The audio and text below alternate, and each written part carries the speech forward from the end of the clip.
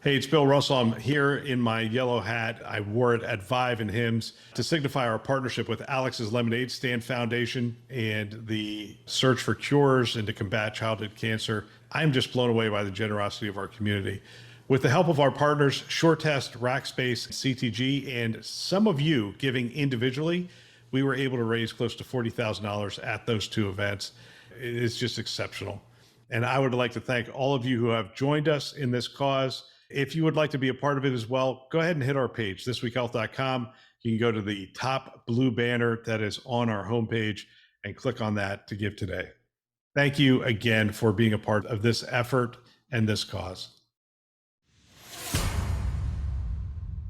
Today in Health IT, a framework for mentoring. Shared it over the weekend with some CIOs and interesting conversation. Thought I'd share it with you. My name is Bill Russell. I'm a former CIO for a 16 hospital system and creator of This Week Health, set of channels and events dedicated to transform healthcare one connection at a time.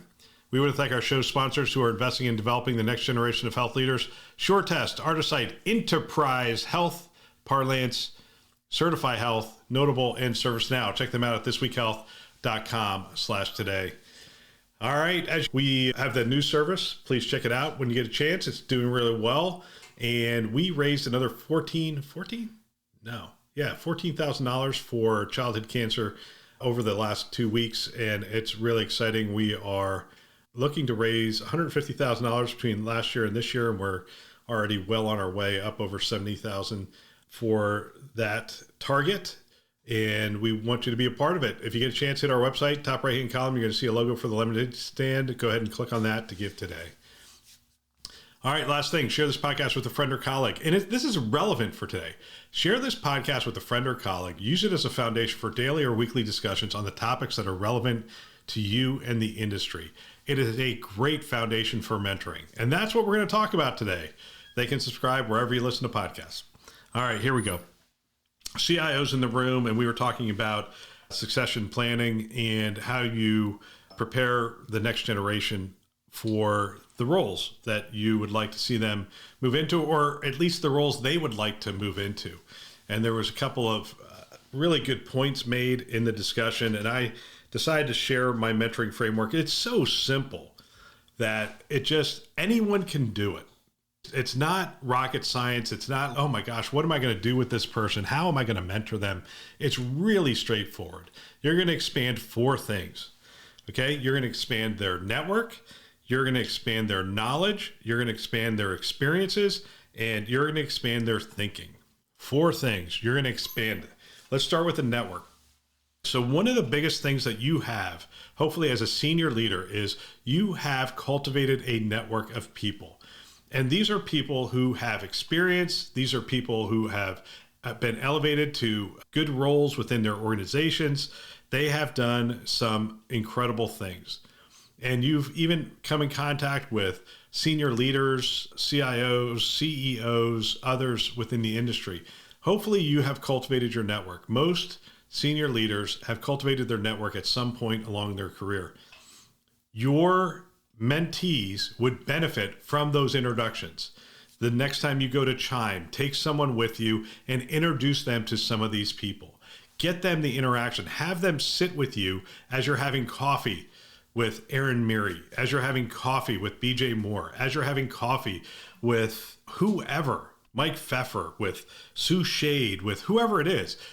They're going to get to just glean wisdom, experience, just know-how just from those conversations. Expand their network, introduce them to people, take them to places where they can meet people. So you're going to expand their network. The second thing you're going to do is you're going to expand their knowledge. Okay? Wherever they are today, it's not enough knowledge to get them to the next point. One of the biggest things that people make a mistake of is they think the CIO role is a technical role. It is not. It is a leadership role. It is a people role. It is a relationship role. It is more about people than it is about technology. Yes, you need to know the technology. Yes, you're going to lead those technology resources. But at the end of the day, it's a finance role, quite frankly. There's so many aspects of this job that are different, and they need more knowledge. So expand their knowledge. However you do that, get them signed up, encourage them to go through, get them signed up for courses, encourage them to get their MBA, to understand finance, to understand leadership, read articles with them, introduce them to books that have helped to shape you. I like to read the presidential biographies, regardless of what you think of any president that's ever lived, they were a great leader. Period. You cannot become president of this country without being a great leader at some point in your life.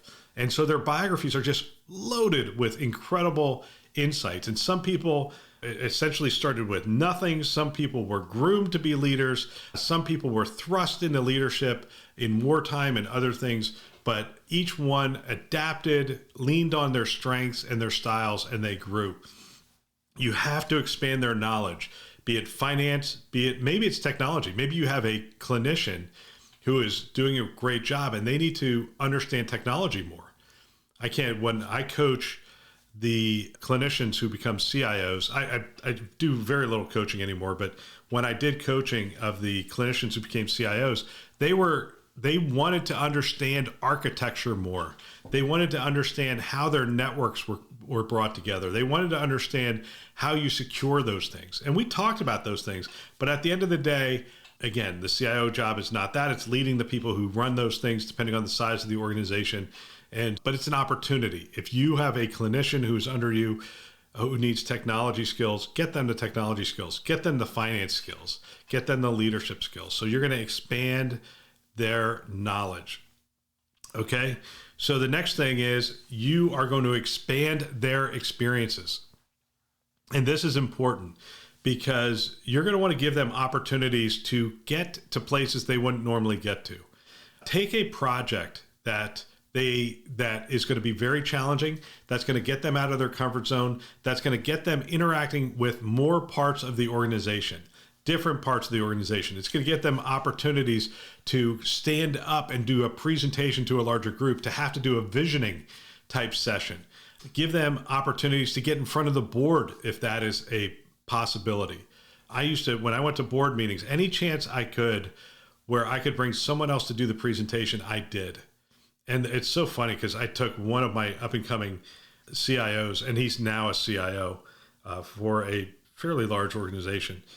But I remember him presenting to the board for the first time. And this was a very competent, very smart person.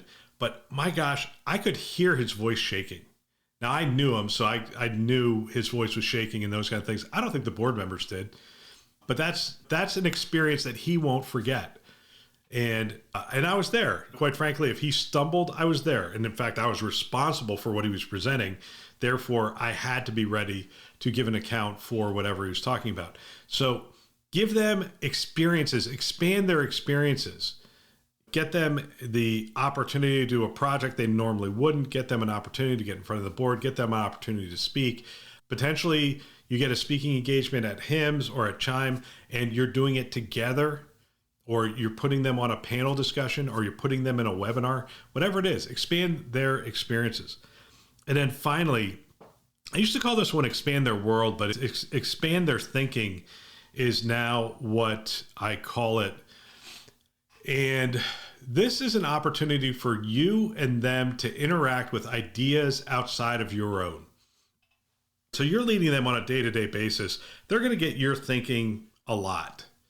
And so what you want to do is you want to give them an idea of what has shaped your thinking, how you allow certain ideas to permeate you, and how you repel certain ideas based on whatever the factors are that you have.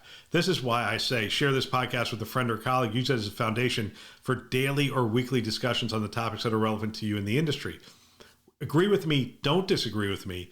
If you and someone you're mentoring listen to this show, you can have a conversation about it. And you can say, this is what Bill doesn't understand about an organization like ours. Or Bill is nailing it on this specific topic, and this is really relevant for us. So you could use it as a foundation for mentoring. Doesn't have to be rocket science. It's, look, listen to the podcast. You and I will have a 10-minute conversation on the way to work after you listen to the podcast. Give me a call and we'll talk about it. And hey, Bill talked about mentoring. hey, can we do this type of format? Or actually, to be honest with you, if I'm mentoring somebody, I want to know that they're mentoring somebody else. If they really want to get into my role, then I want to know that they can mentor their staff today, because that's part of the role. So they can use it to mentor. Very simple framework, right?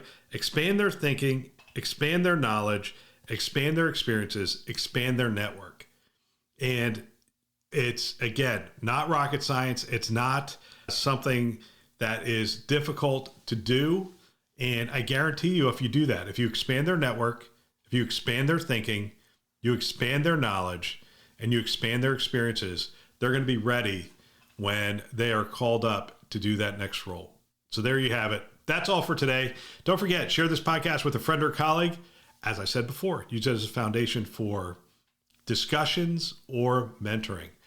We want to thank our channel sponsors who are investing in our mission to develop the next generation of health leaders: SureTest, Artisight, Enterprise Health, Parlance, Certify Health, Notable, and ServiceNow. Check them out at thisweekhealth.com/today.